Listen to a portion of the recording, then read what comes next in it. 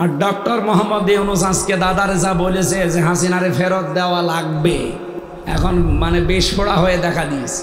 এগুলো সব হচ্ছে উসরি ইসরা এই আয়াতের বাস্তব প্রমাণ। অবৈধভাবে আপনি সুখ ভোগ করতে গেলেন কেন? এখন নেন অপমান, এক একটা সুখের জন্য ৭০টা, তাহলে ১৫.৫ বছরে কত সুখ পেয়েছিলেন আপনি নিজে হিসাব করেন। এক একটার জন্য ৭০টা, কত ৭০ হবে টের পাচ্ছেন? ৪১ সাল না ৮১ সাল দিলেও আপনার এই দুঃখ এখন আর শেষ হবে না। আজ ২৩৬ বছরের ভেতরে আপনি কোনোদিন দেখেছেন আমেরিকা গণতন্ত্রের বলি তামাম দুনিয়ায় ছড়ায়, সবক দিয়ে বেড়ায়, নারী পুরুষের সমান অধিকারের মিছিল বের করে, অথচ আজ পর্যন্ত কোনোদিন তাদের প্রধানমন্ত্রী মহিলা আমরা পাইনি? বলেন। এমনকি ট্রাম্পের মতো এরকম একজনকে তারা দায়িত্ব দিয়ে রেখেছে, কমলা হ্যারিসের মতো এরকম এক শিক্ষিতা মেয়েকে তারা কিন্তু দায়িত্ব দেয়নি। আয়াতের ব্যাখ্যা একটা হাদিস পেয়েছি, বিশ্বনবী বলেন লা ইউফলিহা কওমুন ওয়াল্লাহু আমরাহুম ইমরাতান, ওই জাতি কখনোই সফল হচ্ছে না, হবে না। ইউফলিহা এর আগে লান এসেছে, মজারের আগে লান আসলে অর্থ হয় হচ্ছে না, হবে না, কখনোই হবে না। যে জাতির দায়িত্বে আছে কোনো মহিলা, বিশ্ব নবীর এই কথাকে তারা ২৩৬ বছর মেনে চলছে, এই জন্য তারা আজ পৃথিবীতে নাম করা দাঁড়িয়ে গেছে। আমরা সফল হতে পারি নাই ৫৪ বছরে। আপনি দেখেন ৫৪ বছরের অধিকাংশ সময় দায়িত্ব পালন করেছে মেয়েরা, নাকি বেশি বললাম? ওরা যদি রাজনৈতিক জীবনে কোরআন থেকে এতটুকু নিয়ে একটা ফায়দা কল্যাণ পেতে পারে, ওরা যদি আজ মাথা উঁচু করে দাঁড়িয়ে যেতে পারে, বাংলাদেশও দাঁড়িয়ে যাবে সামনে।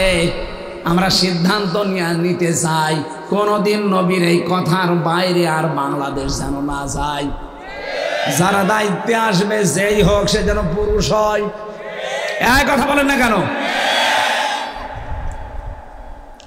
পুরুষ হলে কিছু না কিছু হয়, তার প্রমাণ ডক্টর মোহাম্মদ ইউনূস।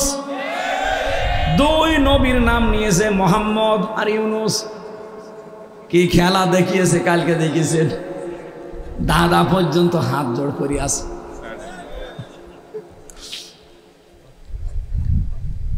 ডক্টর মোহাম্মদ ইউনূস মাথা তো মাথা নট, একটা ম্যাগনেট। পৃথিবীর ৩টা সবচাইতে সম্মানসূচক যেগুলো পুরস্কার আছে ১২ জন পেয়েছে মাত্র তামাম দুনিয়ায়, তার ভেতর উনি একজন। ৩টাই পেয়েছে উনি। আমার মনে হয় এই মুহূর্তে এই দেশের জন্য এরকম একজন মানুষ দরকার ছিল, এই জন্য আল্লাহ মিলিয়েও দিয়েছে। উনি না হয়ে যদি রওশনের সাথে দায়িত্বে আসতো, এ দেশ অলরেডি জান্নাত হয়ে যেত। কি বিরোধী দলীয় নেত্রী পেয়েছিলাম আমরা, বাবা শাহজালাল, সব হালাল। কি বলতো সংসদে, দেখেছেন?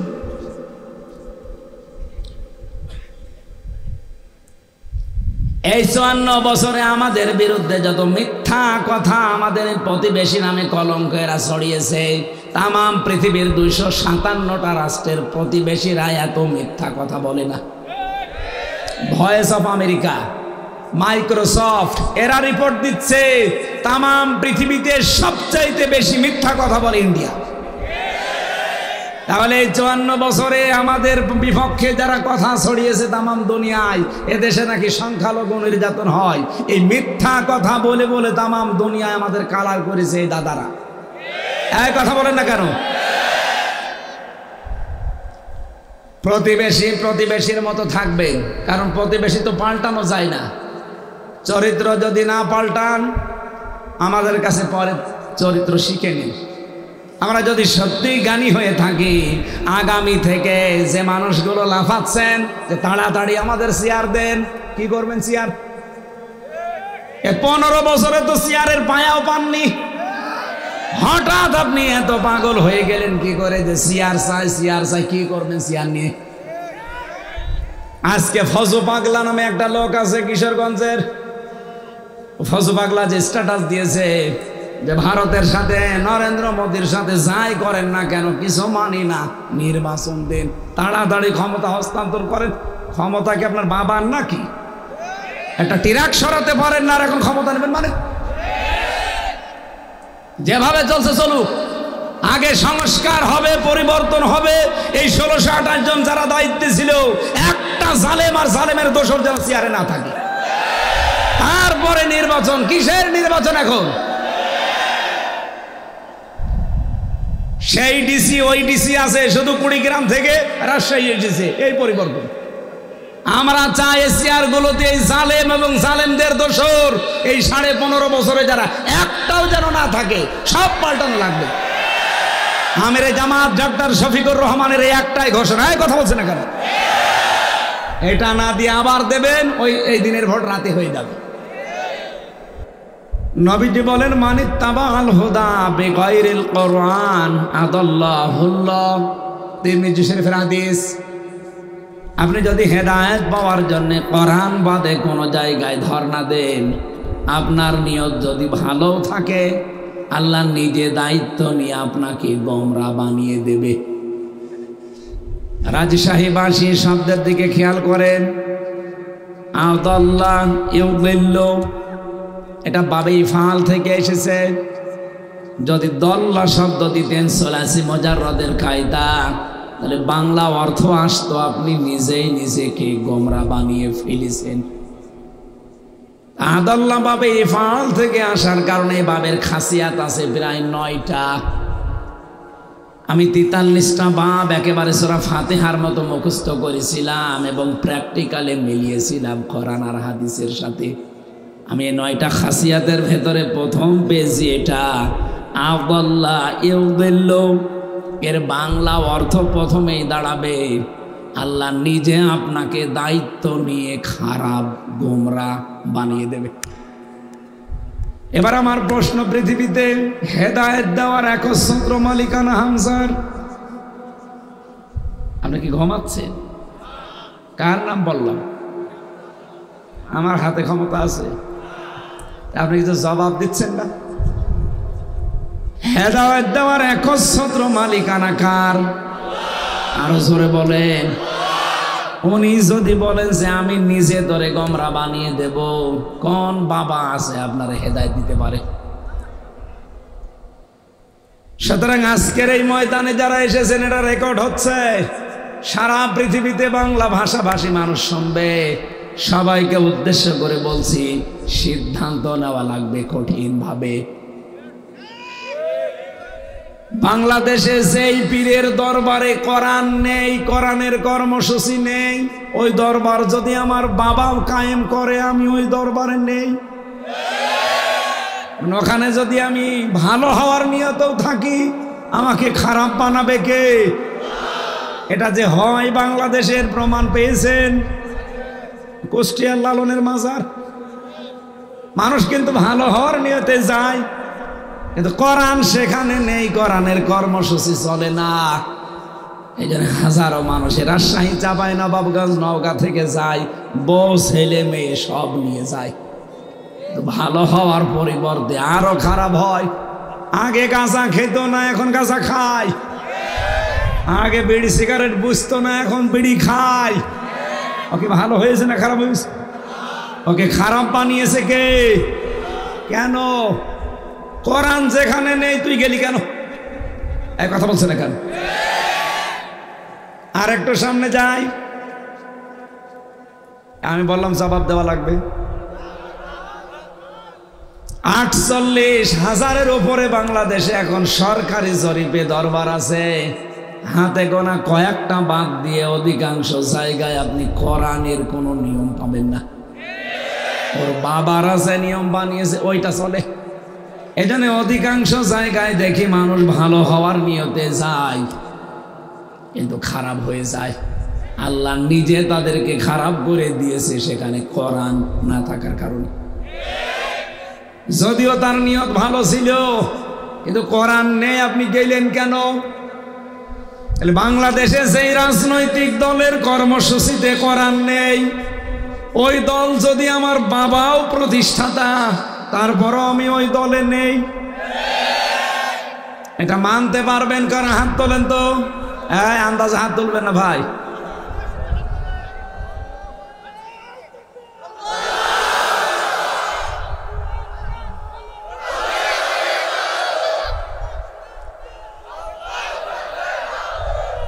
ঠিক আছে, আলহামদুলিল্লাহ, ওয়াজ হয়ে গেছে।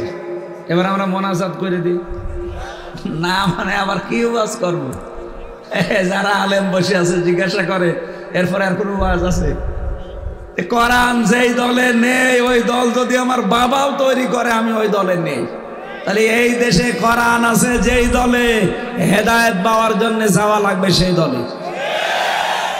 আপনি এবার মিলান তো 9টা কর্মসূচি মেনে এই দেশে সর্বপ্রথম যে 9 দফা, তার প্রথম দফায় আপনি কোরআন পড়েছেন কয় আয়াত, বুঝে পড়েছেন না বুঝে পড়েছেন, এটা লেখা লাগবে। 1 মাস পরে এটা আবার দেখানো লাগবে যে এই দেখে। এরকম দল বাংলাদেশে নেই। এরপরেও যদি বলে হুজুর আমি বুঝি না, এদিকে আসে, কানের নিচে এমন জোরে 2টা দেব, সব বুঝে ফেলবে। আশা করছি আপনি বুঝেছেন।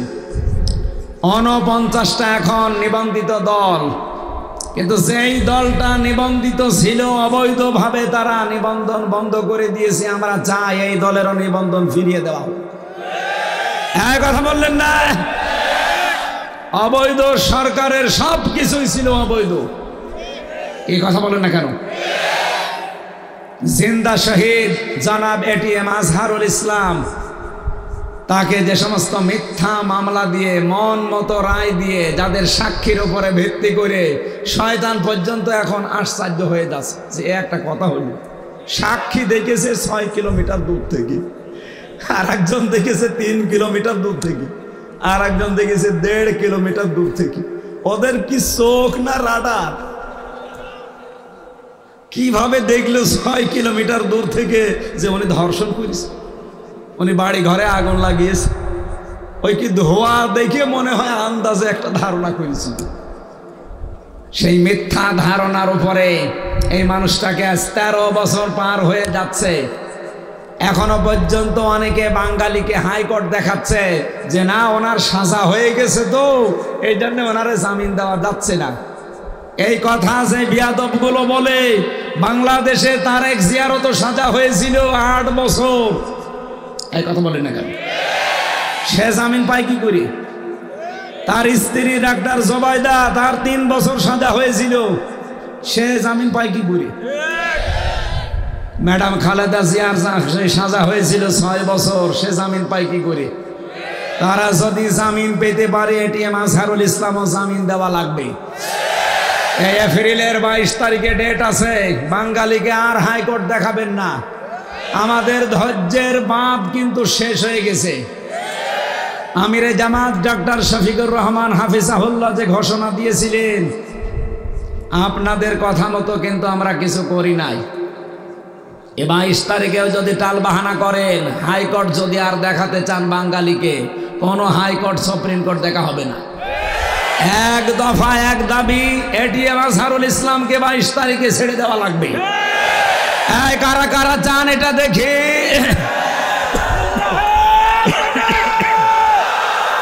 মুক্তি মুক্তি মুক্তি চাই, মুক্তি মুক্তি মুক্তি চাই। লিল্লাহে লিল্লাহে তাকবীর, মুক্তি মুক্তি মুক্তি চাই। ঠিক আছে ভাই, রাজনৈতিক গন্ধ খুঁজবেন না। অনেকে এই কথা বলছে কয়েকদিন যে ওনার সাজা হয়ে গেছে, তাহলে বাকিগুলোরও তো সাজা হয়েছিল।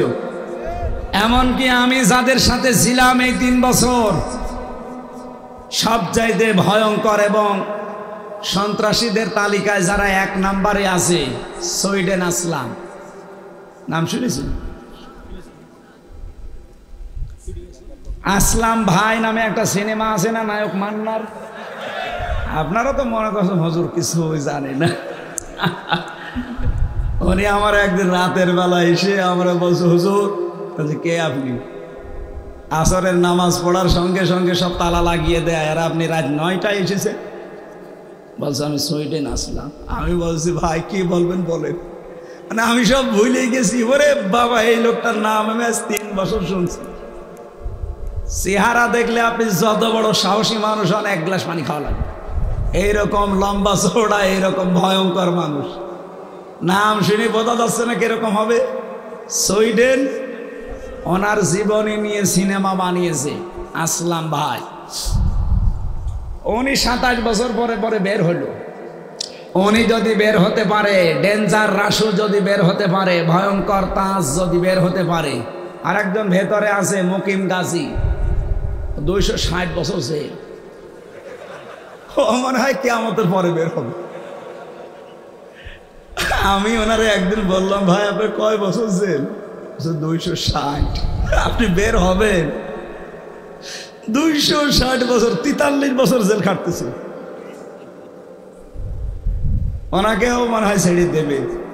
তো এইরকম মানুষগুলো যদি মুক্তি পায়, মিথ্যা মামলা দিয়ে রাজনৈতিক উদ্দেশ্য প্রণোদিত ভাবে এই জালেমা মহিলার রাগকে কন্ট্রোল করতে না পেরে, তার নিজের এলাকায় বাড়ি রংপুরে, বদরগঞ্জে বাড়ি, আল্লাহর এই বান্দা একজন মাজলুম মানুষ। বিপ্লবের দ্বারা যেহেতু এ সরকার গঠিত হয়েছে, বিপ্লবের একটা সৈনিক জেলখানায় থাকবে, এটা মেনে নেওয়া যায়? আমরা এই মাজলুম মানুষটার পক্ষে কথা বলছি। আমি মুসাফির অবস্থায় আছি, মাজলুম অবস্থায় আছি, এখনো অসুস্থ। আসার সময় খাবার খেতে যেয়ে, মানে গাড়িতে খাবার খাচ্ছিলাম, রাস্তায় তো সময় পাইনি, ওনার একটা অনুষ্ঠান ছিল, এই গলায় খাবার বেঁধেছে, বারবার কাশি হয়ে আমার এই গলা বসে গেল। মাজলুম মানুষটার পক্ষে কথা বললাম, আল্লাহ যেন কবুল করে, খুব দ্রুত যেন আমাদের মাঝে আবার এই মুক্ত আকাশে তারে ফিরিয়ে দেন। আরো জোরে বলেন আমিন। কি কষ্ট দিয়েছে 13 বছরে জালেমরা, আপনি জানেন? 300-র উপরে তার কাছে বই ছিল। এই শয়তানগুলো বই পর্যন্ত তারে পড়তে দেয়।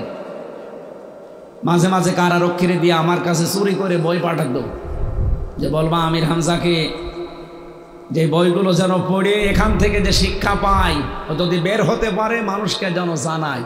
আমি প্রোডাক্টিভ মুসলিম পড়েছিলাম ওনার কাছ থেকে, কারাগারে রাত দিন পড়েছিলাম জাইনাব আল গাজালির ওনার কাছ থেকে। সালমান আর আওদার লিখা এরকম প্রায় 36টার উপরে কিতাব আমাকে পাঠিয়েছিল। আমি যতগুলো জ্ঞান ওখান থেকে পেয়েছি এখন ওইগুলোই ডেলিভারি দিচ্ছি। আমি ওনার কাছে ঋণী। আমি আরও বেশি ঋণী মাওলানা মামুনুল হকের কাছে। 3 বছর আল্লাহর এই বান্দার সাথে এক জায়গায় ছিলাম। আল্লাহ রাব্বুল আলামিন এই গোলামগুলোকে উচ্চ মাকাম যেন দান করেন, বলেন আমিন। কোরআনে কারিমের যে আয়াতটা পড়েছিলাম, জালিকাল কিতাবুল লা রাইবা ফি, কোরআনের হেদায়েত দেওয়ার ক্ষমতা আছে, তাও একচ্ছত্রভাবে পৃথিবীর আর কোনো কিতাব মানুষকে হেদায়েত দিতে পারে? এই জন্য কবরের প্রশ্ন কিন্তু 4টা, আমরা 3টা জানি। মার রব্বুকা ওমান নাবিয়্যুকা ওমা দীনুকা। এই 3টা প্রশ্নের জবাব যদি আপনি বলতে পারেন, রব্বি আল্লাহ, দীনুন আল ইসলাম, হাদা নাবিয়্যুনা মুহাম্মাদুর রাসূলুল্লাহ সাল্লাল্লাহু আলাইহি সাল্লাম, সঙ্গে সঙ্গে ফেরেশতা জিজ্ঞাসা করবে, ওই এগুলো যে বললে তুমি, এগুলো কোথায় পেয়েছো? আপনাকে বলা লাগবে আমি কোরআনে পেয়েছি। কোথায়? কারণ কোরআন শরীফ ফেরেশতারা চেনে। আপনি যদি বলেন যে আমি ফাজাইলে আমালে পেয়েছি, দাঁত মুখ যা আছে সব খুলে ফেলেন, কারণ ফেরেশতারা ও কিতাব চেনে। এক কথা বলছেন এখানে, পৃথিবীর কোনো কিতাব ফেরেশতারা চেনে না। কিতাব বলতে কোনটা চেনে বলেন? আরো জোরে বলেন। এই কোরআন ফেরেশতারা চেনে, এই জন্য এইটার রেফারেন্স দেওয়া লাগবে আপনাকে। ইকরাউল কোরআন, আমি কোরআন পড়ে পেয়েছি। সঙ্গে সঙ্গে ফেরেশতারা বলবে ব্যাস ঠিক আছে, জানছে সব আপনার কবরের সাথে সেট করে দেবে। জান্নাতের পোশাক আপনাকে পরিয়ে বলবে ঘুমাও। দোলা ভাই যেভাবে ঘুমায় বাসর রাতে, ওভাবে ঘুমিয়ে পড়ো। কিয়ামতের ময়দানে যেদিন একেবারে সিংহায় ফৎকার দেওয়া হবে, ওই দিন তোমারে আমরা ডাক দেব। বলেন সুবহানাল্লাহ। হুদাল্লিল মুত্তাকিন, হুদাল্লিন নাস, হুদাল্লিল মুসলিমিন, 3টা শব্দের খুব অল্প ব্যাখ্যা করে আমি তাফসিরে চলে যাচ্ছি। কোরআনে কারিম পৃথিবীর সব মানুষকে হেদায়েত দিতে পারে, সে ক্ষমতা তার আছে, কিন্তু সবাই কোরআন থেকে হেদায়েত নেয় না। পৃথিবীতে যারাই কোরআন থেকে কিছুটা কিছু নেয় তারা অতটুকু উপকার পায়। আপনি তামাম পৃথিবীর অন্যান্য জাতির দিকে তাকান, তারা কোরআনে কারিম আল্লাহর কিতাব এটা বিশ্বাস করে না, কিন্তু এখান থেকে যতটুকু তারা নিয়েছে অতটুকু উপকার কল্যাণ পেয়েছে। অমুসলিমরা তারা পারিবারিক জীবনে, রাজনৈতিক জীবনে কোরআনে কারিম থেকে বিধান নিয়েছে। এই যে আমেরিকা, আজ 236 বছর চলছে ওদের। এই 236 বছরের ভেতরে আজ পর্যন্ত কোনদিন কোরআনে কারিমের একটা আয়াত তারা মেনে চলে, বিশ্বাস করে না কিন্তু মেনে চলে। কি সেটা? সূরা নিসার 34 নম্বর আয়াতের প্রথম অংশে পাবেন, আর রিজালু কাওয়ামুনা আলান নিসা। রাব্বুল আলামিন বলেন পুরুষ মানুষ হবে নেতা আর মেয়েরা হবে তাদের আজ্ঞাবহ।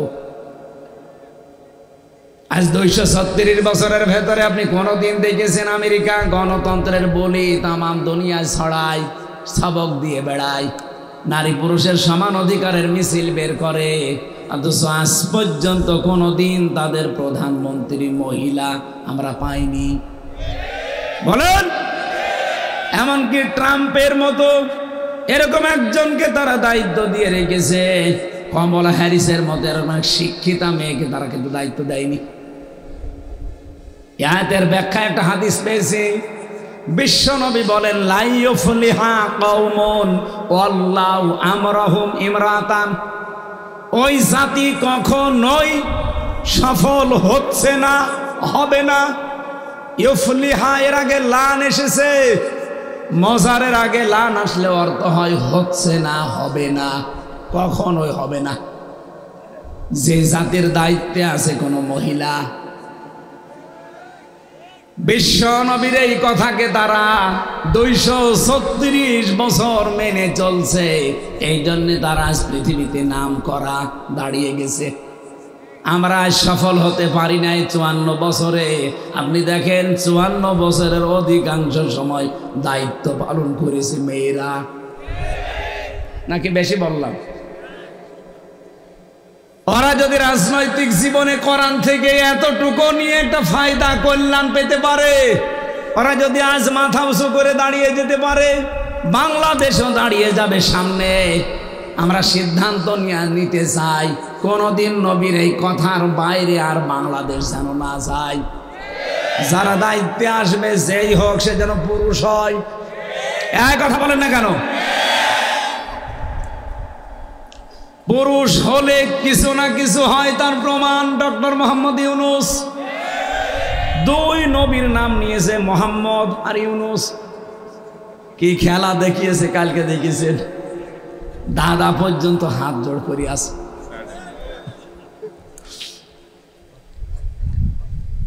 ডক্টর মোহাম্মদ ইউনূস, মাথা তো মাথা নট, একটা ম্যাগনেট। পৃথিবীর 3টা সবচাইতে সম্মানসূচক যেগুলো পুরস্কার আছে 12 জন পেয়েছে মাত্র তামাম দুনিয়ায়, তার ভেতর উনি একজন। 3টাই পেয়েছে উনি। আমার মনে হয় এই মুহূর্তে এই দেশের জন্য এরকম একজন মানুষ দরকার ছিল, এই জন্য আল্লাহ মিলিয়েও দিয়েছে। উনি না হয়ে যদি রওশনের সাথে দায়িত্বে আসতো, এ দেশ অলরেডি জান্নাত হয়ে যেত। কি বিরোধী দলীয় নেত্রী পেয়েছিলাম আমরা, বাবা শাহজালাল, সব হালাল। কি বলতো সংসদে, দেখেছেন?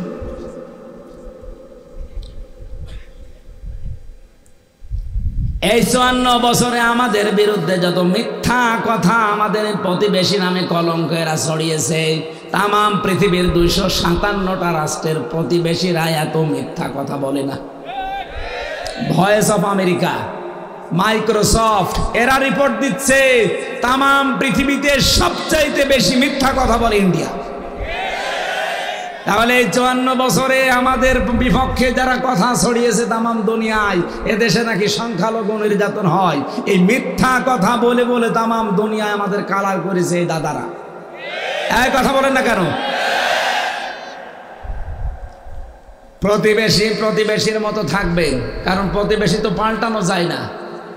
চরিত্র যদি না পাল্টান, আমাদের কাছে পরে চরিত্র শিখে নিন।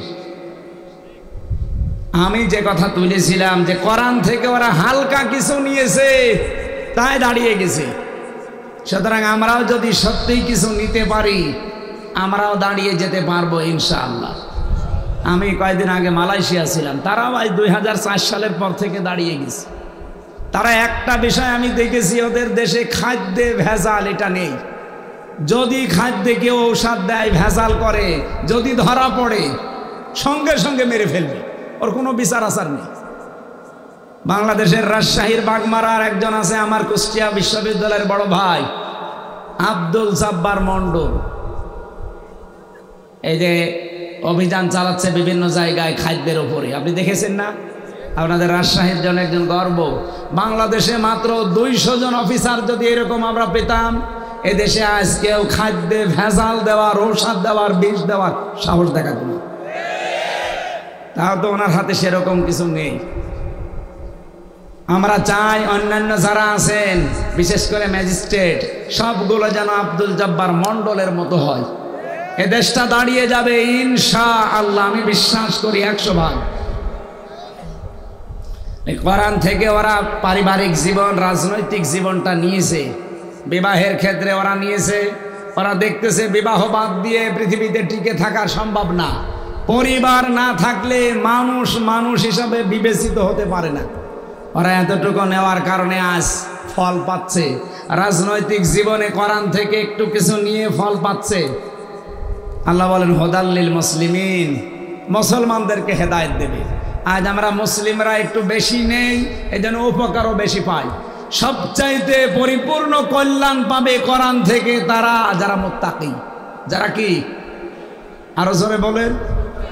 এই মুত্তাকি হওয়ার জন্য রমজান এসেছিল, চলেও গেছে, আমরা হতে পেরেছি কিনা আল্লাহ জানে। মুত্তাকি হওয়ার জন্য কি কি লাগবে ওইগুলো আলাদা একটা আলোচনা আছে। আমার বিষয় আজকে সূরা দোহার 3 নম্বর একটা আয়াত আমরা পড়েছি। এই বিষয়ের উপরে যতগুলো তথ্য আমার জানা আছে আমি ডেলিভারি দেব ইনশাআল্লাহ, বাস্তবের সাথে মিলিয়ে দেব ইনশাআল্লাহ। যে আল্লাহ আমাদেরকে রমজানুল মোবারকের পরে শাওয়ালের এই প্রথম জমার দিন, মাগরিবের পর থেকে আপনারা বসে আছেন, এত রাত পর্যন্ত অনুষ্ঠানগুলো করা ঠিক না। অনেক রাত হয়ে গেছে, রাত 11:25 বেজে গেছে। আগামী থেকে যেখানেই বাংলাদেশে আমারে নিয়ে আসেন, এশার পরে তুলে দেবেন, রাত 9:30 10টায় সাইদি সাহেবের মতো যেন শেষ হয়ে যায়। রেকর্ড হচ্ছে বলে আমি বললাম, এরপরও যদি কথা ঠিক না রাখেন আমি হাতে পায়ে ধরে বলছি আমারে নিয়ে আসবেন। কারণ আমি কিছুদিন আগে 9-10 দিন হাসপাতালে ভর্তি হয়েছিলাম। ডাক্তার আমারে বলেছে যা টর্চার হয়েছে, আর আমি নিজেও তো জানি 3 বছরে আমার শরীরের 1 ইঞ্চি জায়গা নেই যেখানে জালেমরা টর্চার করে না। মাথার চুল পর্যন্ত ওরা শেষ করে দিয়েছিল। এই জন্য শরীর সেরকম ভালো না, এখনো স্বাভাবিক হয়নি, আর এগুলো হতে সময় লাগবে। 3 বছর তো আর খাবার খাইনি, কি খাওয়িয়েছে আল্লাহ ভালো জানে। এই জন্য রাত জাগা আমার একেবারেই নিষেধ। বারবার ডাক্তার যত দেখালাম, কত জায়গায় যে ডাক্তার দেখিয়েছি এই বের হওয়ার পর থেকে, প্রত্যেকের একই কথা, রাত জাগবেন না। রাত জাগলে আপনার মাথার যে এক অংশে একটু সমস্যা দেখা দিয়েছে এটা আরও বেড়ে যাবে, যেন রাত 10টা পরে ঘুমিয়ে পড়বেন। অথচ আজকে এমন একটা কথা আপনারা এখানে মানে তোলার কথা এখানে এসার পরে, কিন্তু আর এক জায়গায় দিয়ে আমরা আটকে রেখেছিল। আমি ওখানে আসর থেকে মাগরিব করে চলে আসবো, এখানে এসার পরে ওটা ঘন্টাখানেক পরে বাড়ি চলে যাবো না। ওখানে সে আসরের পর থেকে আটকিয়ে রাত 9টায় তুললে ওই জায়গায়। রাজশাহীতে আর আসা যাবে না। গরু দিয়ে আপনি চাষ করে খাবেন, গরুই যদি মরে যায় অন্তত আমি কিছুদিন বেঁচে থাকি নাকি। আগামী থেকে ভুলটা আর করেন না ভাই, আপনার হাতে পায়ে ধরে বলছি, যেখানেই নিয়ে আসবেন রাজশাহী, চাঁপাইনবাবগঞ্জ, আর আজ সর্বোচ্চ 8:30টায় তুলে দেব। আমি 9টা 10টার ভেতরে মাহফিল শেষ করে দেবো ইনশাআল্লাহ। আমরা সব বাদ দিয়ে দিলাম, কোরআনে কারিম থেকে আমরা আরম্ভ করছি সূরা দোহা 3 নম্বর আয়াত পড়েছি। রব্বুল আলামিন বলেন মা ওয়াদ্দাআকা রব্বুকা ওয়া মা ক্বালা। উসুলে তাফসীরের মূল নীতি 15টা। কোন আয়াত থেকে তাফসীর করতে হলে তার আগের আয়াত পরের আয়াত, আগের সূরা পরের সূরার সাথে সম্পর্ক কি আছে, এর সাথে রিলেটেড কি আছে, ওই বিষয়গুলো আগে জানা লাগে। ওগুলো যদি না বলি, আপনি একেবারে আয়াত পড়লাম তাফসীর করে দিলাম, আপনি বুঝবেন না, ঘুরিয়ে যাবে। এজন্য আগের আয়াতে কি আছে পরের আয়াতে কি আছে আমরা আগে মিলাবো। যেহেতু ভালোভাবে সবগুলো একাধারে বলতে গেলে আমি নিজেও আর সময় কভার করতে পারবো না, 12টায় শেষ করবো আশা করছি। আপনারা তাফসিরে ফি জিলালিল কোরআন আর ইবনে কাসির এই দুইটা একটু বাংলায় দেখে নেবেন, এইগুলো পেয়ে যাবেন। আমরা এবার মূল কথায় যাচ্ছি। 40 দিন একাধারে ওহী বন্ধ ছিল নাজিল হওয়া। কয়দিন? 40 দিন বন্ধ হওয়ার পরে নবীজি চিন্তায় পড়ে গেলেন। বিশ্বনবী অসুস্থ হয়ে পড়েছিলেন, কয়েকদিন তিনি তাহাজ্জুদের নামাজও পড়তে উঠতে পারেননি। হযরত জুনদুব রাদিয়াল্লাহু তাআলা আনহু উনি বর্ণনা করেন, নবীজির আপন চাচি উম্মে জামিল এই মহিলা বিশ্বনবীকে ডাক দিয়ে বলে, মুহাম্মদ তোমার শয়তান তোমাকে ত্যাগ করেছে। বলেন নাউজুবিল্লাহ। বাইরের কোন মানুষ যদি কিছু বলে অন্তত মেনে নেওয়া যায়, হজম করা যায়। নিজের আপন জন যদি এরকম কোনো কথা বলে, কিরকম দুঃখ লাগার কথা আপনি নিজের দিকে তাকিয়ে বলেন। বিশ্বনবী এত অসন্তুষ্ট হলেন কথাটা শোনার পরে, এত মনক্ষুণ্ণ হলেন, ভারাক্রান্ত হৃদয়। জিবরাইলকে আল্লাহ এবার পাঠিয়ে দিয়ে বললেন, মা ওয়াদ্দাআকা রব্বুকা ওয়া মা ক্বালা। হে নবী, আপনাকে আমি আল্লাহ ছেড়ে দেয়নি, আপনার উপরে আমি আল্লাহ অসন্তুষ্ট না, আমি আপনাকে ত্যাগ করিনি। একথা বলার আগে আল্লাহ দুইটা কসম দিয়েছেন, অদ্দুহা ওয়াল লাইলি ইযা সাজা। মধ্যদিনের আলোর কসম, রাতের কসম যখন তা ছেয়ে যায়। হে নবী, আপনার উপরে যে বিষণ্ণতা চেপে বসেছে এটা বেশি দিন থাকবে না। দ্বীপ্রহের আলো আপনার উপরে এসে উদ্ভাসিত হবে। আর যে মানুষগুলো আপনাকে অপমান করার জন্য, অপদস্থ করার জন্য যে কথাগুলো বলে, আমি আল্লাহ গ্যারান্টি দিলাম তাদের জীবনে এরকম অন্ধকার রাতের মতো নেমে আসবে। আমি বলেছিলাম না, কোনো আয়াত থেকে কথা বলতে হলে ওরা আগের সূরা পরের সূরা দেখা লাগে। আপনি দেখবেন সূরা দোহার পরে যেটা, তার নাম আলাম নাশরাহ লাকা সাদরাক। এই আয়াতের এই সূরার 5 নাম্বার 6 নাম্বার আয়াতে আমার আল্লাহ একটা গুরুত্বপূর্ণ তথ্য দিয়েছেন। এবার মিলাবেন। রব্বুল আলামিন বলেন, ফাইন্না মাআল উসরি ইসরা, ইন্না মাআল উসরি ইসরা। অবশ্যই কষ্টের পরে সুখ। যারা আলেম আছেন তাদেরকে বলছি, আপনি দেখবেন এখানে মার পরে সঙ্গে সঙ্গে উসরা, এর আগে আল্লাহ আলিফ লাম দিয়ে বিষয়টা নির্দিষ্ট করে মারেফা বানিয়ে দিলেন। আল্লাহ কষ্টের কথা বলতে গিয়ে মারেফা বানিয়েছেন, কিন্তু সুখের কথা বলতে গিয়ে আর নির্দিষ্ট করেন নাই, না কেরা রাখলেন, অনির্দিষ্ট রেখে দিলেন। কেন? তাফসিরে ফি জিলালিল কোরআনে সাইয়্যিদ কুতুব রহমাতুল্লাহ আলাইহি লিখেছেন, এই পৃথিবীতে কোনো মানুষ যদি 3টা কারণে কষ্ট ভোগ করে, এদিকে তাকান, 3টা কারণে যদি ওই লোকটা কষ্ট ভোগ করে একটা, তাহলে কমপক্ষে মহান আল্লাহ ইসরা, যেহেতু একটা নেকির কাজে কমপক্ষে 10 থেকে 70 গুণ পর্যন্ত বৃদ্ধি হয়। এই জন্য আপনি 3টা কারণে যদি একটা কষ্ট সহ্য করেন, দুনিয়ায় আপনাকে একটা কষ্টের জন্য 70টা সুখ, শান্তি, কল্যাণ আপনার জীবনে আল্লাহ ঢেলে দেবে। না বোঝেননি আপনি এখন। এবার আমি বোঝাচ্ছি কষ্ট কয়টা। বলেন বলেন। কষ্টের কথা বলার আগে যেন আলিফ লাম দিয়েছেন, এর একবার ইন্না দিয়েছেন। ইন্না মাআল উসরি ইসরা, অবশ্যই কষ্টের সাথে কষ্টের কথা বলতে পারতেন আল্লাহ উসরার আগে আলিফ লাম না দিয়েও। দিয়েছেন এই জন্যে যদি কেউ একটা কষ্ট দুনিয়াতে পায়, কয়টা কারণে? আরো জোরে বলে, আর একবার বলে। 1 নম্বরে আপনার কষ্টটা হওয়া লাগবে আল্লাহর জন্যে, 2 নম্বরে কষ্ট হওয়া লাগবে রাসূলের জন্যে, 3 নম্বরে কষ্ট হওয়া লাগবে মানবতার জন্যে। এই 3টা কাজ বাদ দিয়ে যদি কেউ কষ্ট পায়, ওই কষ্টের বিষয় আলাদা। এই যে যারা পালিয়ে গেছে, তারা কি কষ্ট কম পেয়েছে? তারা কি আল্লাহর জন্যে, রাসূলের জন্যে, মানবতার জন্যে? না। আল্লাহ বলেন কষ্ট যদি এই 3টা বিষয়ের একটাই হয়, মাস্ট বি তোমার জীবনে ইসরা আসবে, 1টা 2টা না, কমপক্ষে 70টা সুখ তোমার জীবনে আল্লাহ ঢেলে দেবে।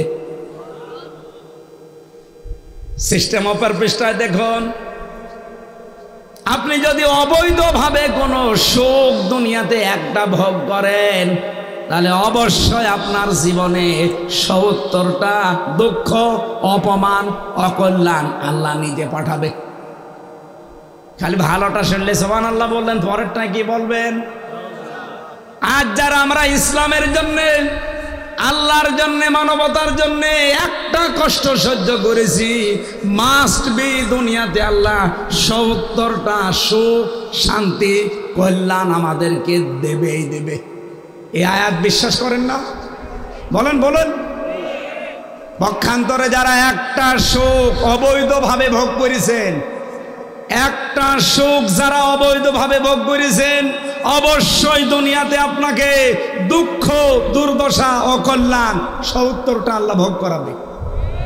এই 15.5 বছরে যারা দায়িত্ব ছিল, এরা যে অবৈধভাবে ছিল, যারা জোর করে, যারা সাপোর্ট দিয়ে, যারা এমপি হয়েছিলেন, মন্ত্রী হয়েছিলেন, উপজেলা চেয়ারম্যান, মেয়র, আপনারা নিজেরাও জানতেন যে এটা স্বৈরাচার, এটা সীমা লঙ্ঘনকারী, এটা মানুষের অধিকার নষ্টকারী, এরপরও সাপোর্ট দিয়ে নিজেও সেই অবৈধ সুখের ভাগী হয়েছে।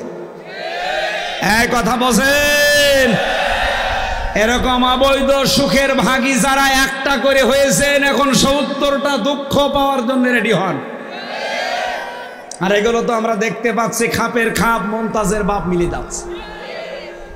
অবৈধভাবে একটা সুখ ভোগ করেছেন, একটার জন্য 70টা অপমান আপনার জন্য রেডি হয়ে আছে। আন্তর্জাতিক আদালতে অলরেডি আল্লাহর ওলির নামে মামলা হয়ে গেছে, যে কোনো সময় ডাক পড়তে পারে।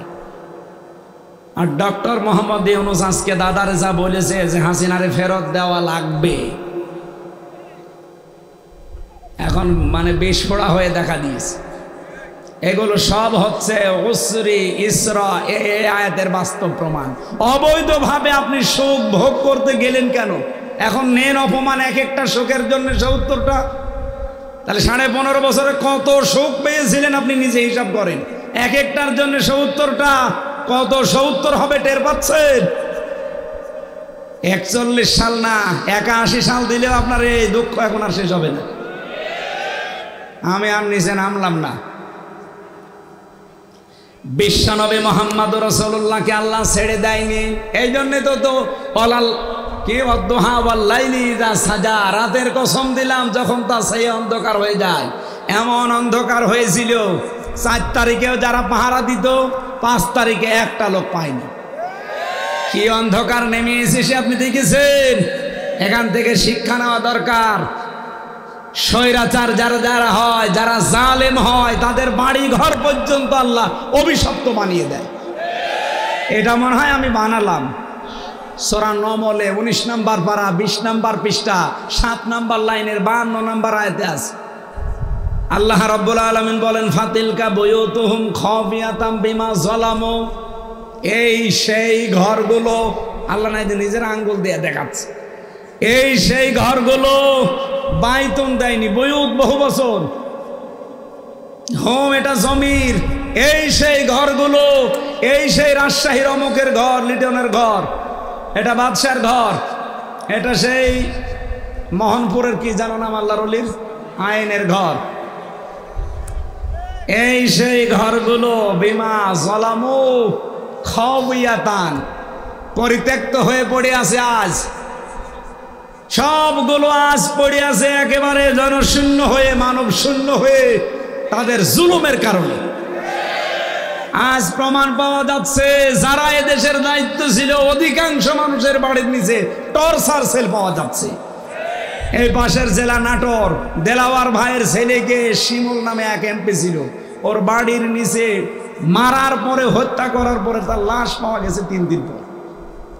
প্রত্যেকের বাড়ির নিচে এরকম অবস্থা ছিল। এই জন্য তাদের বাড়ি ঘর আগস্টের 5 তারিখের পরে আল্লাহ সব গায়েব করে দিয়েছে। সূরা নাম 7 নম্বর পারা 12 নম্বর পৃষ্ঠা 4 নম্বর লাইনের 45 নম্বর আয়াতের প্রথম অংশে আছে, ফাকুতিয়া দাবিরুল কওমিল্লাযিনা যালামু, জালেমদের শিকড় কাটা হয়ে গেছে। কেটেছে কে? ওই পতিয়া, এটা মজুল, এর ফাইল জানা নেই। কে কেটেছে কেউ জানে না। আপনি দেখেন সারা বাংলাদেশে জালেমদের বাড়ি ঘর, আমার কুষ্টিয়ার দিকে তাকান, ইনোর বাড়ি আর হানিফের বাড়ি, পায়খানার ইট পর্যন্ত খুলে নিয়ে চলে গেছে। এমনকি পায়খানার প্যানও নেই, প্যানও খুলে নিয়ে চলে গেছে। অথচ 5 তারিখের আগে ঘরের দাপট ছিল কি গো, এখন আর দাপট নেই। আবার দ্বিতীয়বার এই যে ফেব্রুয়ারির 5 তারিখে আজাবুল বুলডোজার নাজির হয়েছিল না, আজাবুল বুলডোজার এসে যা বাকি ছিল ও একেবারে মিশে গেছে। এই জন্য যে সমস্ত জায়গায় জুলুম হয় ওই জায়গাগুলো আল্লাহ অভিশপ্ত করে দেয়। আমার মনে হয় এই 32 নাম্বার তার ভেতরে হবে, তাছাড়া এভাবে মিশে গেল কি করে? আল্লাহর কোরআন তো আর মিথ্যা হওয়ার কথা না। বিমা যালামু, এই জুলুমের কারণে খাওয়াবিয়াতান, এগুলো সব আমি জনশূন্য করে দেব, তাই হয়ে গেছে। এ পর্যন্ত বলে যদি আল্লাহ শেষ করে দিত আমি আয়াতই পড়তাম না। এরপরে আমাদের জন্য ইন্না ফি যালিকা লা আয়াতাল লিকাওমিন ইয়ালামুন, লামে তাকিদ। আল্লাহ বলেন অবশ্যই এর ভেতরে শিক্ষা আছে তোমাদের জন্য, যারা বোঝো, যারা জানো, যারা জ্ঞানী। আমরা যদি সত্যি জ্ঞানী হয়ে থাকি, আগামী থেকে যে মানুষগুলো লাফাচ্ছেন যে তাড়াতাড়ি আমাদের চেয়ার দেন, কি করবেন চেয়ার? 15 বছরে তো চেয়ারের পায়াও পাননি, হঠাৎ আপনি এত পাগল হয়ে গেলেন কি করে যে চেয়ার চাই, চেয়ার চাই? কি করবেন চেয়ার নিয়ে? আজকে ফজু পাগলা নামে একটা লোক আছে কিশোরগঞ্জের, ফজু পাগলা যে স্ট্যাটাস দিয়েছে যে ভারতের সাথে, নরেন্দ্র মোদীর সাথে যাই করেন না কেন কিছু মানি না, নির্বাচন দিন, তাড়াতাড়ি ক্ষমতা হস্তান্তর করেন। ক্ষমতা কি আপনার বাবার নাকি? একটা ট্রাক সরাতে পারেন না আর এখন ক্ষমতা নেবেন মানে? যেভাবে চলছে চলুক, আগে সংস্কার হবে, পরিবর্তন হবে। এই 1628 জন যারা দায়িত্বে ছিল, একটা জালেম আর জালেমের দোষর যেন চেয়ারে না থাকে। তারপরে নির্বাচন। কিসের নির্বাচন এখন? সেই ডিসি ওই ডিসি আছে শুধু কুড়িগ্রাম থেকে রাজশাহী এসেছে, এই পরিবর্তন। আমরা চাই চেয়ারগুলোতে এই জালেম এবং জালেমদের দোষর এই 15.5 বছরে যারা, একটাও যেন না থাকে, সব পাল্টানো লাগবে। আমিরে জামাত ডক্টর শফিকুর রহমানের এই একটাই ঘোষণা, কথা বলছে না কেন? এটা না দিয়ে আবার দেবেন, এই দিনের ভোট রাতে হয়ে যাবে।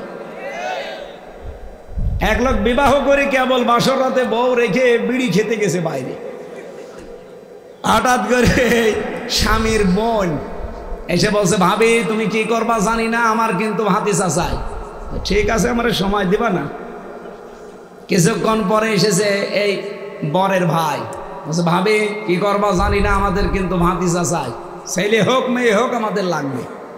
ঠিক আছে, তোমার ভাই তো এখন বাইরে, সময় দিবা না? কিছুক্ষণ পরে দাদি শাশুড়ি এসে বলছে, নাতি বউ কি করবা জানি না, আমাদের কিন্তু পুতি চাই। শাশুড়ি এসে বলছে, কি করবা জানি না, আমার কিন্তু নাতি চাই। কিছুক্ষণ পরে স্বামী এসেছে, বলছে বউ আমি ঘুমালাম, কি করবা জানি না, আমার কিন্তু ছেলে চাই। বলছে তোমার বংশ কি সব পাগলের বংশ? কেবল বিয়ে হয়েছে আর তুমি বিড়ি খাওয়ার জন্য বাইরে, আর এখন ঘুমিয়ে পড়বা? কেউ চায় নাতি, কেউ চায় পতি, কেউ চায় ভাতিজা। আমি কি ডাউনলোড করে নিয়ে আসবো? আমার 10 মাস 10 দিন সময় দেওয়া লাগবে না। কথা বলছে না কেন? এখনো তো 10 মাস 10 দিন হয়নি, কেবল চলছে 7.5 মাস। এই কথা বলেন না কেন? আপনারা যান, আমরাও চাই, অসুবিধা নেই। যেই যাক সামনে তারা যেন আয়াতানে লামে তাকিদের কথা মনে রাখে, কারণ তাকিদ হামজার না, তাকিদ রুহুল আমিনের না, কার? আল্লাহ বলেন অবশ্যই এর ভেতরে শিক্ষা আছে যারা জ্ঞানী তাদের জন্য। সুতরাং যারা আগামীতে চেয়ারে বসবেন, সিদ্ধান্ত নিয়ে বসবেন, যদি এরকম স্বৈরাচারী কাজ কারবার কিছু করেন না, 5 বছর পরে আপনার বাড়িও ঠিক হানিফের মতো শ্মশান হয়ে যাবে। কিন্তু করবে কে? না না, কেউ জানে না। ফাকুতিয়া এর কোনো কর্তাই জানা নেই। আমি আশা করছি সাবধান হবেন। সামনে যারা আসেন, কে আসবেন আমরা জানি না, যারা আসেন আমাদের কোনো অসুবিধা নেই, কিন্তু আপনি জালেম হয়ে না যান। জালেম হয়ে গেলে কিন্তু ছাত্র জনতা ঘুমিয়ে পড়বে না। কথা বলেন ঠিক কিনা?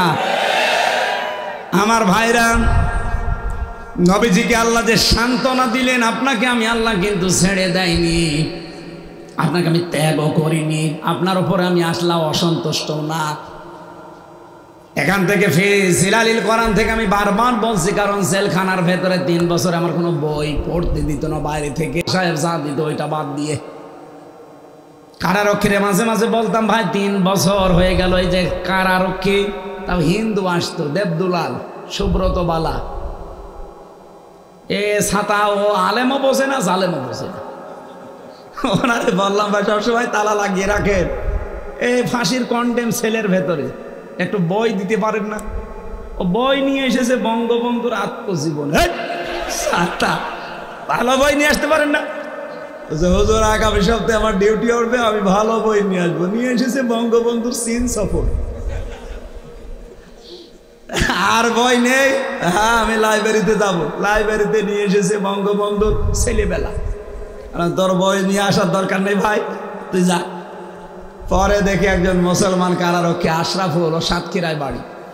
ওরে বললাম, ভাই অন্তত আপনার এখানে তো আশরাফুল লেখা আছে, আপনি তো আর ওই দেবদুলালের মতো না, তো অন্তত এক কাজ করেন, এটা তাফসির এনে দিয়ে না। আল্লাহর ইশারা, ও পরের দিন 2টা তাফসির নিয়ে এসেছে। আমি যেই 2টা সবচাইতে বেশি ভালোবাসি, তাফসিরে ফি জিলালিল কোরআন আর তাফসিরে তাফহিমুল কোরআন।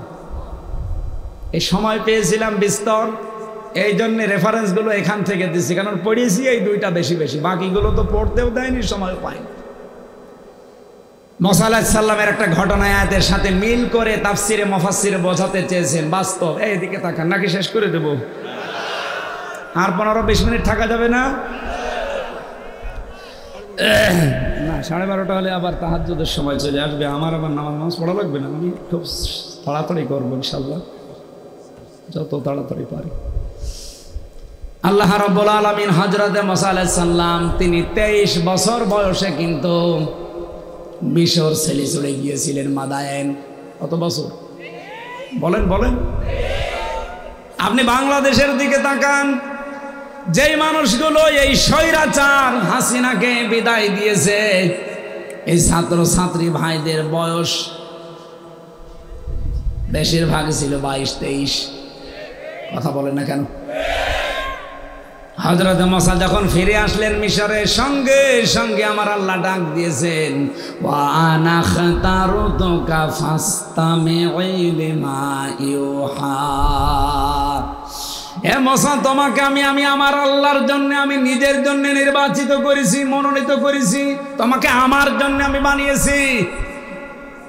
ইন্নানি আনাল্লাহ, অবশ্যই আমি আল্লাহ, লা ইলাহা ইল্লাহু, আমি ছাড়া কেউ নেই, ফাবুদনি, আমার ইবাদত করো, ওয়া আকিমিস সালাতা লিযিকরি, আমার স্মরণের জন্য নামাজ পড়ো। চলছিল বেশ কয়েকদিন এভাবে। আল্লাহ রাব্বুল আলামিন সঙ্গে সঙ্গে তাকে ডাক দিয়েছেন, ইযহাব ইলা ফিরআউনা ইন্নাহু তাগা। হে মুসা, ফেরাউনের কাছে যাও, সে তগুত হয়ে গেছে। কি হয়েছে বলেন বলেন? সে সীমা লঙ্ঘন করে ফেলেছে, তার কাছে যাও। এই যে এর আগে যে সরকারটা ছিল, তারাও কিন্তু তগুত হয়ে গিয়েছিল। কারণ তগুত হওয়ার জন্য প্রথম 2টা কাজ করা লাগে। এক নম্বরে নিজে আল্লাহর বিধান মানে না, অন্য কেউ মানবে মানতেও দেয় না। এরকম করেছিল না দেশে, নিজেরা আল্লাহর বিধানগুলো মানতো না, কেউ মানবে মানতেও দিত না। দুই নম্বরে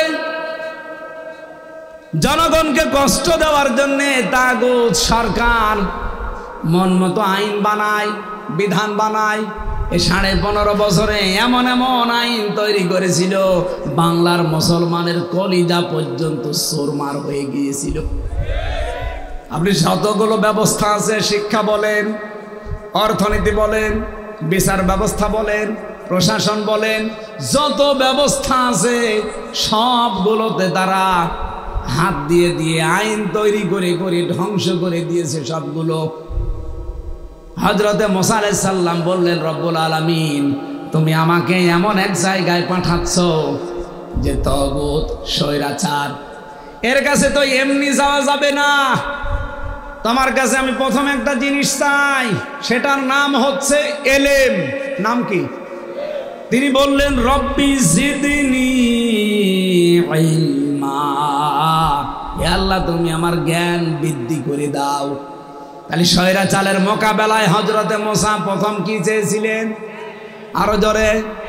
2024-এ বাংলাদেশের দামাল ছেলে মেয়েরা স্বৈরাচারের মোকাবেলা করার জন্য কি চেয়েছে?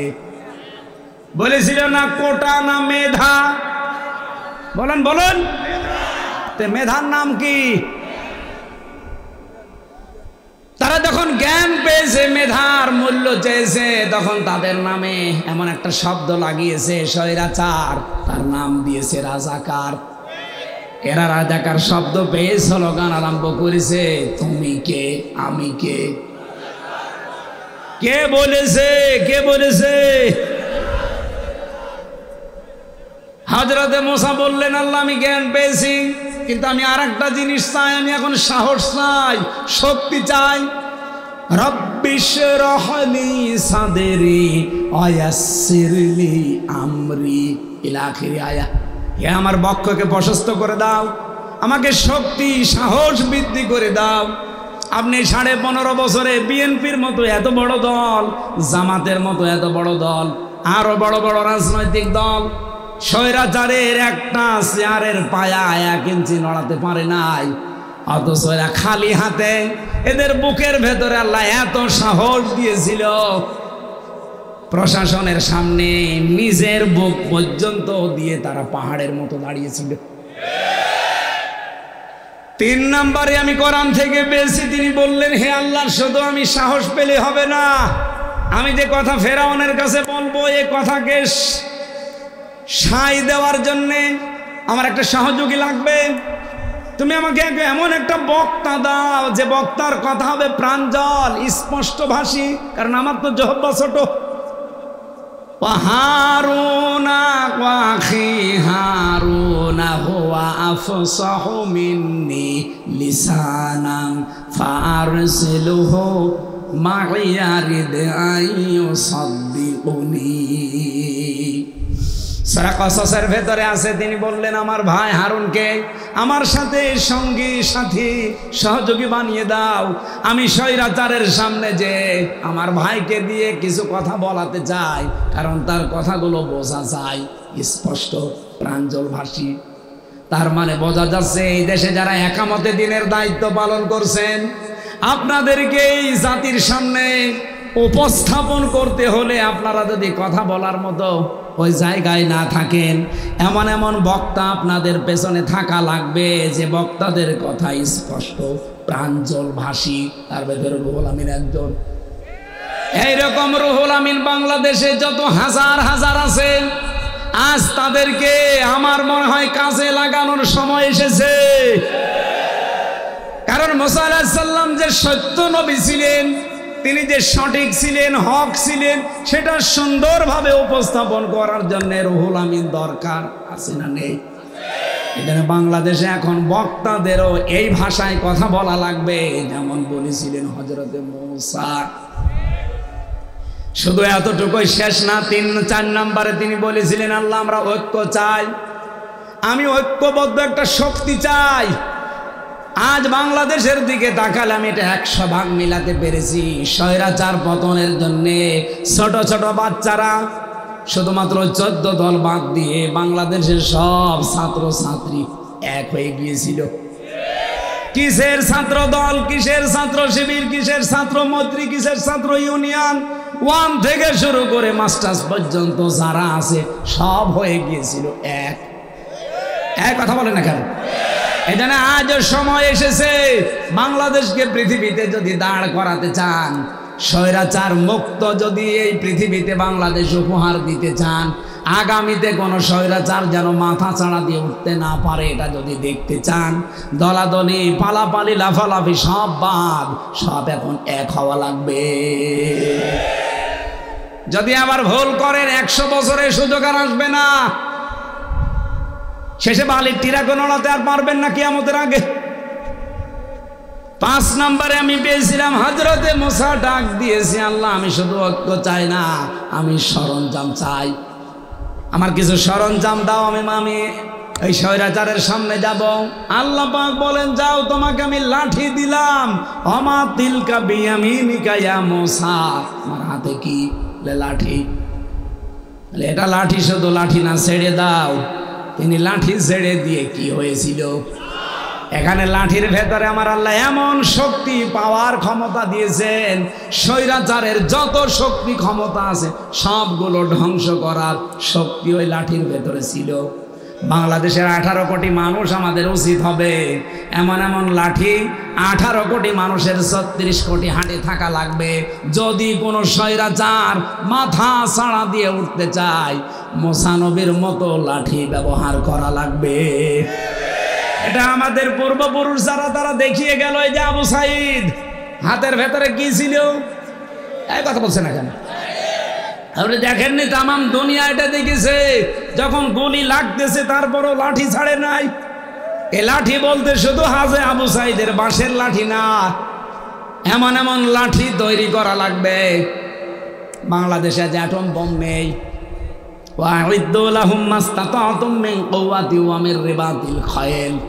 আল্লাহ তাআলা সূরা আনফালে জানিয়েছেন ওরা ইসলাম ধ্বংস করার জন্য যেটা কাজে লাগায় ওটা উল্টি আপনি ইসলামের পক্ষে কাজে লাগাবেন। সে সময় এখন আসে নাই। 15.5 বছরে যতগুলো পত্রিকা, যতগুলো মিডিয়া সব রাম আর বামরা কাজে লাগিয়েছে, ওইটা এখন ইসলামের পক্ষে হাতে নেওয়া লাগবে। কথা বলেন না কেন?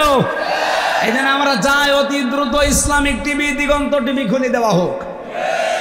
কথা বলেন। যত পত্রিকা আছে যেগুলো মানবতার কথা বলে, ইসলামের কথা বলে, এগুলো সব চালু করে দেওয়া হোক। আর এগুলো সব কন্ট্রোল করবে মুসলমানেরা। কোন রাম বামের হাতে এগুলো থাকলে মিথ্যা তথ্য ছাড়া সত্য কিছু পাবেন না। আমার যেই দিন ধরে নিয়ে গেল, বাড়ির থেকে নিয়ে গেল আমারে কুষ্টিয়ার হালসা থেকে, পরের দিন সকালবেলা পত্রিকায় বাংলাদেশ প্রতিদিন আমার রিমান্ডে নিয়ে যখন ওই মাটির নিচে নিয়ে গেল, আমারে বলছে হুজুর পত্রিকা পড়েন। পত্রিকা পড়েই দেখি ওখানে হেডলাইন করেছে, মুফতি আমির হামজাকে আমরা কুষ্টিয়ার চড়হাঁস থেকে গ্রেপ্তার করেছি। তা মিথ্যা কথা। নিয়ে গেল বাড়ির 2 তলার ছাদের উপর থেকে, আর লিখলো কুষ্টিয়ার চড়হাঁস থেকে ধরেছি। ওই দিন থেকে যে মিথ্যা আরম্ভ হয়েছে। এই জন্য পত্রিকা, মিডিয়া, প্রচার মাধ্যম যা আছে ওরা ইসলামের বিপক্ষে, মানবতার বিপক্ষে কাজে লাগিয়েছে। ওইটা এখন পক্ষে কাজে লাগানো হবে ইসলামের। নবীজির বাড়ি ঘর ছিল খেড়ের। নবীজির বাড়ি ঘরের উপরে চারিদিকে ছিল খেজুর পাতার পাটি, কিন্তু তার বাড়ির সামনে 9টা ঘোড়া বাঁধা থাকতো। কয়টা? তার বর্ম ছিল, জুলফিকার ছিল, মাথার হেলমেট ছিল। পাকিস্তানে অ্যাটম বোম আছে, ভারতে আছে, বাংলাদেশে থাকবে না মানে? এই 54 বছরে যদি আমরা সত্যি লাঠির মতো লাঠি বানাতে পারতাম, দাদা আজকে যেমন হাত জোড় করছে 54 বছর আগে আমাদের সামনে হাত জোড় করত। সর্বশেষ হযরতে মুসা যখন এই খেলা লাঠি দিয়ে আরম্ভ করেছিলেন, আল্লাহ রাব্বুল আলামিন বলেন ক্বালা লা তাখাফা ইন্নানি মাআকুমা আসমাউ ওয়া আরা। হে মুসা তুমি কি মনে করো এই অলিক লাঠিগুলো, অলিক এই জাদুঘরের এই জাদু সাপ বিচ্ছুগুলো দেখে মানুষ হিসাবে তুমি ভয় পেয়ে গেছো? তুমি কি মনে করছো ময়দানে ছেড়ে দিয়ে আমি আল্লাহ কিছুই বুঝি না, কিছুই জানি না, দেখি না? আসমাউ, আমি সব শুনতে পাচ্ছি, ও আরো আমি সব দেখতে পাচ্ছি। মুসা আলাইহিস সালামকে যদি আল্লাহ হাজার হাজার বছর আগে এই কথাগুলো জানাতে পারে, মুসা নবী যা চেয়ে নিয়েছিলেন ওগুলো আমার নবী চাওয়া লাগে নাই, চাওয়ার আগে আল্লাহ নিজেই তাকে দিয়ে দিয়েছেন। 2 নম্বরে হযরতে মুসা যেটা বলেছিলেন, রব্বি ইশরাহ লি সাদরি, আমার বক্ষকে উন্মুক্ত করে দাও, আমাকে সাহস দাও, শক্তি দাও, এটা তিনি চেয়েছিলেন। আর আমাদের নবী মুহাম্মদুর রাসূলুল্লাহকে আমার আল্লাহ নিজে এটা উপহার দিয়েছেন। আলাম নাশরাহ লাকা সাদরাক, হে নবী আমি কি আপনার বক্ষকে উন্মুক্ত করে দেইনি? আপনার বুকের ভেতরে কি সাহস আমি জোগাইনি? সুবহানাল্লাহ বলতে পারেন না? মুসা আলাইহিস সালামকে যেমন আল্লাহ বলেছিলেন আপনাকে আমি দেখতে পাচ্ছি, ময়দানে নামিয়ে আমি কিন্তু সব শুনতে পাচ্ছি, কোনো ভয় নেই, কোনো চিন্তা নেই, যে দায়িত্ব দিয়েছি আপনাকে নির্বাচিত করে আপনি পালন করেন। আমাদের নবী মুহাম্মদ রাসূলুল্লাহকে আল্লাহ এই কথাই জানিয়েছিলেন 1500 বছর আগে। এই আয়াত যেহেতু এখনো কোরআনে আছে, নবীর উম্মত এখন আমরা যারা 100% খাঁটি উম্মত, কোনো ভয় করবেন না, কোনো চিন্তা নেই। আল্লাহ আমাদের ছেড়ে দেয়নি, আমাদের আল্লাহ ভুলেও যায়নি, আমাদের ওপর আল্লাহ অসন্তুষ্ট না। ওয়ালাল আখিরাতু খায়রুল লাকা মিনাল উলা, আমাদের পূর্বের চাইতে সামনে ভালো। এই গ্যারান্টি দিচ্ছে কে? আরো জোরে বলেন। সামনে আমাদের জন্য দিন অপেক্ষা করছে, সুতরাং সেই দিন দেখার জন্য আমরা আশায় আছি। এখন যদি আমরা ভুল করি কোনো সিদ্ধান্ত নিতে, আমি বললাম না 100 বছর পিছিয়ে যাবেন, এই জন্য আর ভুল করা যাবে না। আল্লাহ আমাদের ওপর অসন্তুষ্ট না, আমাদেরকে ছেড়েও দেয়নি। অবশ্যই দিন দিন এই দেশ সামনে মালয়েশিয়া সিঙ্গাপুরের মতো দাঁড়িয়ে যাবে। সিঙ্গাপুর ওরা মাছ বিক্রি করে খেত, কারণ চারিদিকে ওদের সাগর দেখলাম, শুধু একটা দ্বীপ। তারা যদি দাঁড়িয়ে যেতে পারে মালয়েশিয়ার মতো, মা এই বাংলাদেশের 5 ডবল বড় দেশটা, খালি পাম গাছ আর পাহাড়, এরা যদি দাঁড়িয়ে যেতে পারে তাদের সততার কারণে, এই দেশটাও দাঁড়িয়ে যাবে ইনশাআল্লাহ। আল্লাহ আমাদেরকে ছেড়ে দেয়নি ভাইরা, ভুলেও যায়নি। আমরা শুধু আমাদের যে ইমানের দাবি আছে, 1 মাস রোজা রেখে যে অর্জন করলাম তাকওয়া, এটা আমরা কাজে লাগাই। সামনে 12টা পার হয়ে গেছে, আমি আর কথা বলতে চাচ্ছি না। এখনও যে তথ্যগুলো লিখেছিলাম 1-1.5 ঘন্টা লাগবে সব বলতে গেলে। আমার তাহাজ্জুদ, ফজরের নামাজ, কালকে আবার মাহফিল 2টা আছে। আজকের মতো আমি শেষ করে দিলাম, আমিন। আমার লিখিত জেলখানায় বই আছে, 2টা বই পারিবারিক জীবন নিয়ে লিখেছিলাম, গাড়িতে আছে, যদি পারেন নিয়েছেন। আল্লাহুম্মা আমিন। লা ইলাহা ইল্লা আনতা সুবহানাক ইন্নী কুনতু মিনাজ জালিমিন। আল্লাহুম্মা গফিরলি ওয়ারহামনি ওয়াহদিনি ওয়াফিনি ওয়ারযুকনি ইয়া রাব্বাল আলামিন। আল্লাহ তাআলা আমার কণ্ঠটা তুমি ছেড়ে দাও, কোরআনের সঠিক কথাগুলো বলার জন্যে যে কণ্ঠ দরকার, স্বাস্থ্য দরকার, আমারে ভিক্ষা দাও। এ মাহফিলের বিশাল আয়োজনে যারা শ্রম দিল, আল্লাহ তাদের শ্রমগুলো কবুল করে নাও। সেলিম রেজা মাসুম ভাইকে মেহেরবানি করে মঞ্জুর করো আল্লাহ। মাহফিলের প্রধান অতিথি আল্লাহ আমাদের অভিভাবক জনাব অধ্যক্ষ মাহবুবুল আহসান, আল্লাহ তোমার গোলামকে তুমি দিনের একামতে দিনের জন্য কবুল করো। ডাক্তার মাওলানা কেরামত আলী সহ যত অতিথি এখানে বসে আছে, অধ্যাপক আবুল কালাম আজাদ ভাই, মাওলানা রুহুল আমিন, হাফেজ মাওলানা মাহফুজুর রহমান হোসাইন সহ আব্দুর রশিদ সহ যত আলেম এসেছে, আলেমদেরকে আলেম হিসাবে মেনে নাও। যত মানুষ আমরা বসে আছি, মা বোনেরা আছে পর্দার আড়ালে, খাদিজার মতো, আয়েশার মতো তাদেরকে বানিয়ে দাও। আল্লাহ মা ওয়াদ্দাআকা রাব্বুকা ওয়া মা ক্বালা, এই আয়াতটা তুমি আমাদের জীবনে বাস্তবে রূপ দেওয়ার তৌফিক দাও। ওয়ালাল আখিরাতু খায়রুল লাকা মিনাল উলা, এই আয়াতটা আমরা সামনে দেখতে চাই। মেহেরবানি করে তুমি বাংলাদেশকে এই আয়াতটা দেখিয়ে দাও। এলাকায় মাটির নিচে যারা ঘুমিয়ে আছে কবরগুলো জান্নাত বানিয়ে দাও। আগামীতে এই মাহফিলটা কোরআনের জন্য বিশাল আকারে তুমি মঞ্জুর করো। কণ্ঠে আমার মারাত্মক ব্যথা করছে, আল্লাহ কণ্ঠটা তুমি মেহেরবানি করে ছেড়ে দাও। আলহামদুলিল্লাহি রাব্বিল আলামিন। মরণ আসলেই যেন পড়তে পারি লা ইলাহা ইল্লাল্লাহু মুহাম্মাদুর রাসূলুল্লাহ। আসসালামু আলাইকুম।